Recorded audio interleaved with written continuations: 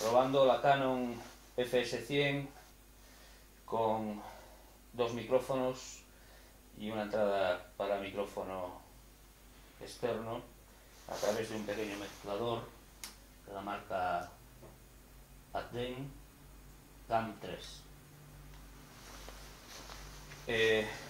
Vamos a probar el sonido estéreo, vamos a probar el gran angular y vamos a probar la grabación en bajas condiciones de luz. Voy a hablar al lado del micrófono izquierdo. Hola, sí, sí, hola. Vamos a probar a hablar al lado del micrófono derecho. Hola, sí, sí, hola, hola, sí.